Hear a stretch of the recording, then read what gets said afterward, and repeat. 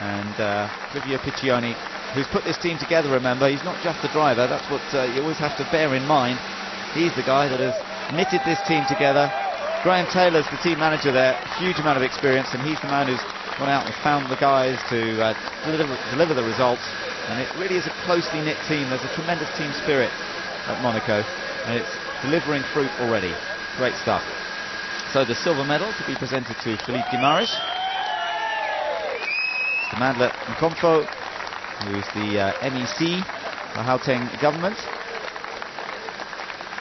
And there is Felipe. We can see him coming out from beneath his cap, and he gets the rather magnificent trophy as well.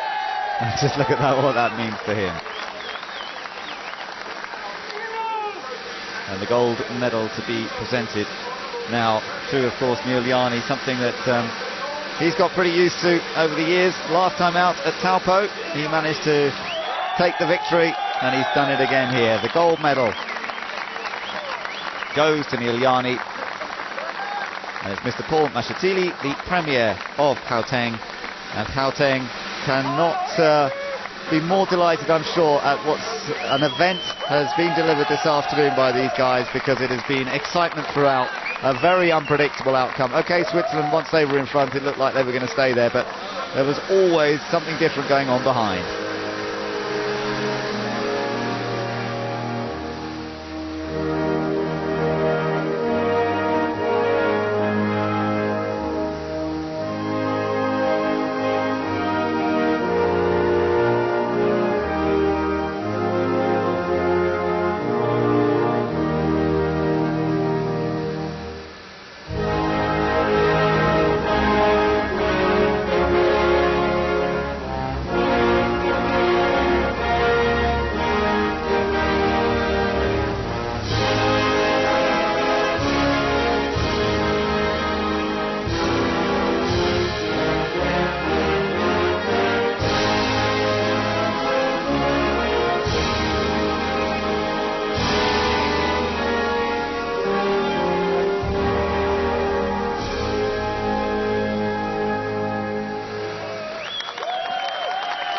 Team Switzerland, another victory, and now the points lead in the series, moving ahead of Team Ireland, and that is certainly something that will give them an extra boost in the interval between this race and the next one at Portimao in Portugal.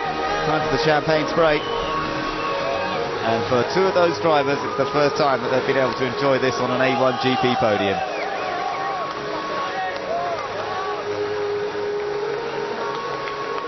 What it's all about. New nations coming in, new drivers coming in as well. And competition in identical cars, and coming out with great performances from nations that perhaps we wouldn't have expected to get up there quite so quickly. In the case of Monaco in particular, Livio Piccioni though absolutely delivering for them this weekend. And Philippe Guimaraes now, I wonder what sort of boost to his confidence this result will give him. He was so quick throughout that race.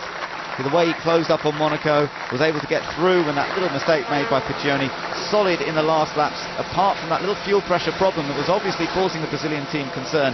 But his lap times really were not far different to what Neil Yarni was doing. The gap always stayed around the 9-10 second mark. Yes, it went out to about 13 seconds towards the end because of that fuel pressure problem, but it really looked as though he had much the same pace.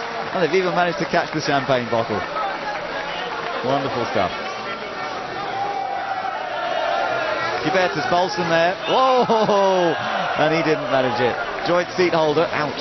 And he was in the car in the rookie session on Friday, with a very respectable performance.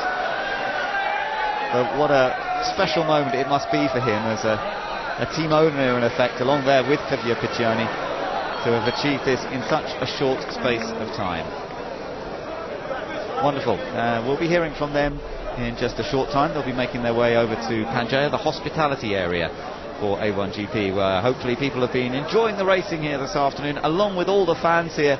The crowd has been superb, a tremendous amount of support for all the different nations, and it's been a real pleasure to be here today. One of the other outstanding performances though today, and as John mentioned earlier, perhaps even one of the drives of the day, comes from a man making his debut, Zahir Ali. Let's hear from him. So here, after a really difficult weekend, that's a good result at the end of it. Yeah, I mean, we had a disaster weekend. We ended it the 15 lap practice, then the wire wire explode. Then this morning the fuel pump was broken.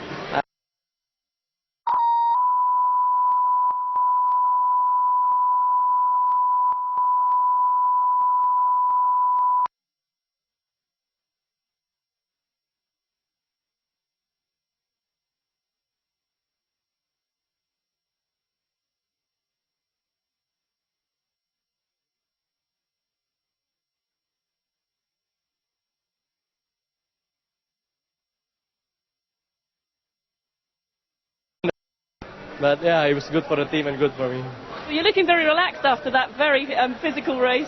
Yeah, I mean, I thought it's gonna be physical, but it was okay in the car. It wasn't that bad. It's just mentally was tired because of the fuel pump problem, and I have to fight it for 40 laps. That was hard. Okay, well done. Yep, thank you.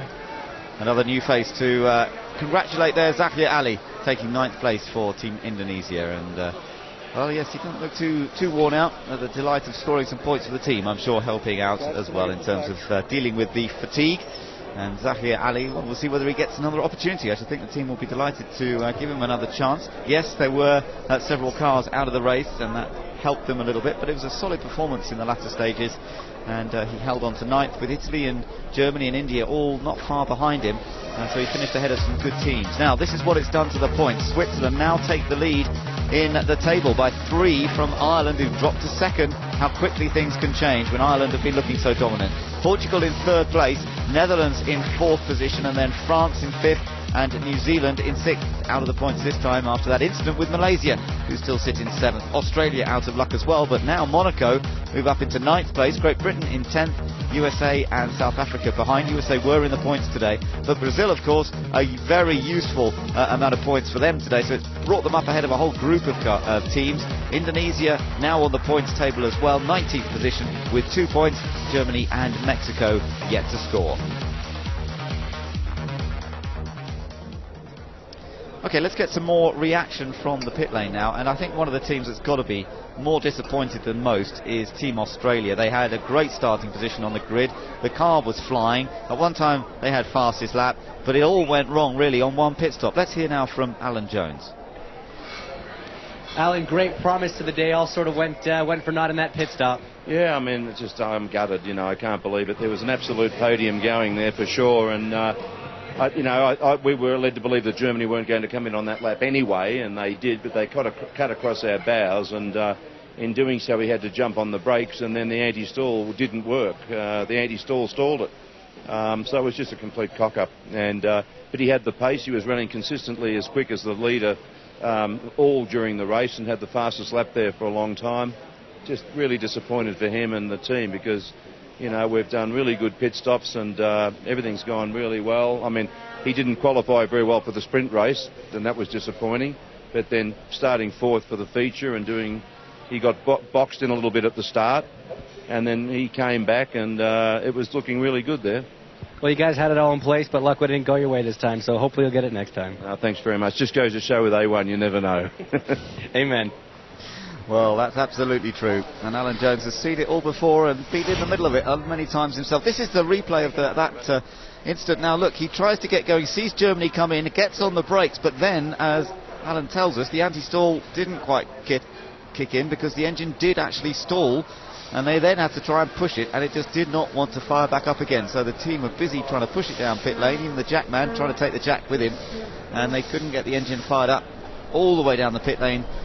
Fire coming out of the exhaust pipes, the unburnt fuel just igniting as they tried to get it underway, and that was it really. That was where Australia's race all went wrong. And as we heard from Alan Jones there, they usually do try and work in understanding with their neighbouring teams to understand who's coming in when. They try and avoid stopping on the same lap so that they don't get tripped over each other, but obviously it didn't quite work in that case. Germany came in, and there was not a lot John Martin could do about it. So how fortunes change very, very quickly. Let's now, though, join John Watson in Pangaea to hear from the top 3 in that feature race. Welcome to the Pangaea here in our personal bomber in Kailami, with 3, I have to say, remarkably fresh-looking drivers. Neil Yanni, victory for Switzerland and taking the lead in the championship. Philippe Gomarish, first time on the podium, fantastic drive to second place. Clivio